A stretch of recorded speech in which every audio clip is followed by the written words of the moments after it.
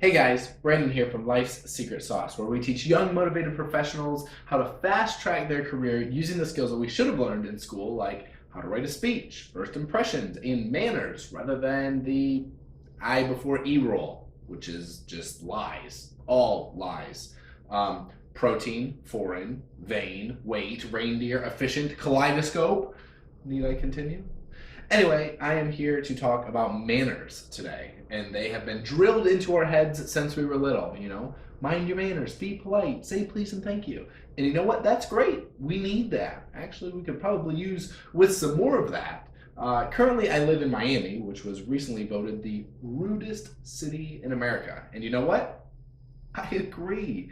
People's noses are up so high here that I'm surprised that they don't have a neck ache at the end of the day. You say hi to someone in the grocery store and they look at you like you have two heads. It's ridiculous. So when it comes to manners, sometimes I just want to shout at people. Why are you such an ass? But here on YouTube, I get to rant a little bit. So what I'm going to do today is turn it around and share with you the 9 manner mistakes of today. The simple tips and tricks that are going to give you huge results, because guess what? Somewhere between 4th grade and age 30, people forgot how to be polite. They forgot how to mind their manners. And in today's digital world where we have less and less face-to-face communication, if you just stick to the basics, mind your manners, and leave people feeling better after they've talked to you, then you'll be remembered. I guarantee it. So rule number 1, put your damn phone away. I know, but what about the emergencies and someone could text or call? Well, the fake news on your newsfeed can wait. The cat videos can wait. The Snapchats can wait. We are the most time-obsessed me generation ever.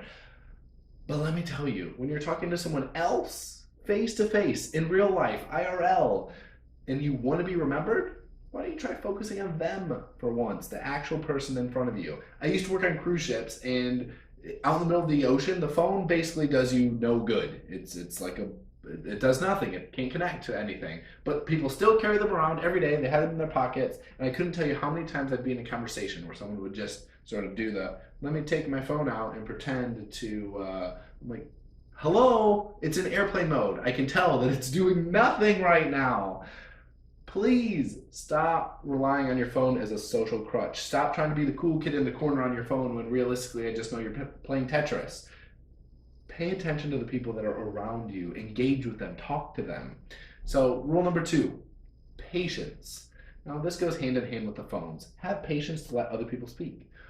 Let me have just a millisecond to fully formulate my thought before you jump down and open your mouth. Just because I didn't answer your text 3.2 seconds after you sent it doesn't mean that I hate you. It means that I'm probably out for a walk and my phone is at home. Oh my goodness, can you believe that I actually leave the house and without my phone? Slow down, relax, smell the roses, unplug every once in a while, and exercise your patience muscle. Number 3, interruptions. How I hate to be interrupted. I hate the conflict. I hate let me jump in and tell my story right now. Let me talk over top of you.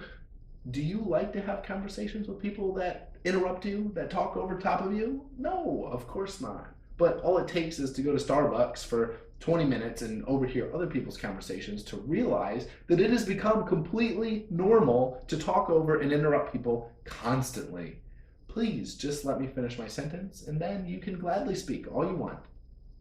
Number 4, respect. Otis Redding wrote it in 65 and Aretha Franklin made it a hit in 67. And it carries just as much weight 50 years later. If you want respect from others, start respecting them. It's that simple. Number 5, overuse of foul language. Now, I'm no saint, I swear. Probably quite a bit more than I should. But most of the time it's just to make a point. But I'm working on it. We all have things that we need to fix. So I'm trying to make my vernacular spectacular, to expand my lexicon. What I recommend is buy yourself a word of the day calendar and start learning new words to express your feelings better than relying on swear words. There's this nifty little thing called a thesaurus. It comes in handy. So this is one of the things that I will be working on this year. Number 6, situational awareness. Now I thought this was just a cruise ship thing, but once I moved to land, I figured out that it has also spread to land life. Now, on a cruise ship, I understand. You're walking down this skinny little hallway called the promenade, and you've got lights and sounds and drinks and photos and a casino. It's like Vegas, Miami, New Orleans, and New York all in one strip. So I get it. People get distracted, and they're walking along, and then they just stop. Thank you. Let me walk into you. If you've ever been to the airport, you've experienced this. Or one of my favorites, when you walk like 3 people wide, yet you take up the entire street. Pay attention to what's going on around you. Get out of your own little bubble and start interacting with the people who are actually there. Start engaging with other people and be mindful that you're not the only person in the world. Number 7, being on time. Growing up, I was late to everything. Sorry, Mom, I have to roll you under the bus just a little bit here, but it was the running joke of our family that my mother was going to be late to her own funeral. So as soon as I started to be in charge of my own arrival and departure times, I made a concentrated effort to be on time or a few minutes early to everything. Simply, it shows respect, it shows that you're prepared, and it shows that you value the other person's time. And you really don't want to be known as the person who's always running late. Number 8, not making introductions for others. Oh, this is a good one. How many times have you been talking to Jim and you're going back and forth, and then John walks by on the sidewalk and you just do the conversation jump and start talking to John, and your friend is over here like, all right, please make the introduction. Jim and John obviously don't know each other, so let them get to know each other. And if you've ever been worried about carrying on a conversation and worrying about the next thing to say, if you just introduce the 2 people, the pressure gets taken off of you, because now you have 3 people that are talking, and it lets the conversation flow quite a bit easier. So stop ignoring your friends and invite them into the circle of communication. Number 9. Now this is a big one, and most of you probably don't do this, but it's actually practicing good manners at home.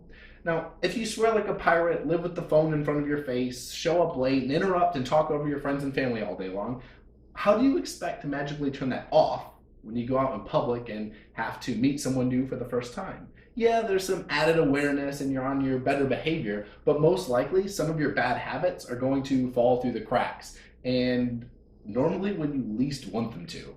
So start living a more mindful, mannerful day, and you'll be happier, the people around you will be happier, and then it's that much easier to take your charm and charisma to the next level when you're out and you need to meet someone new.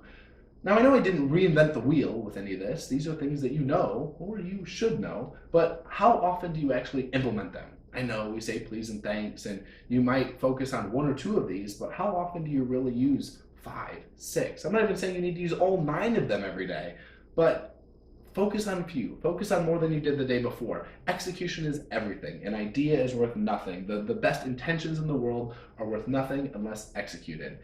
So that's all I have for today. Rant over on manners. I hope you had a lot of value out of this video. If you did, click subscribe right down here in the corner where we can keep bringing the awesome right to you. And check out the link below. You can go visit our blog and get even more remarkable content so you can start unlocking your inner awesome and fast track your life and your career today. So until next time, ciao for now.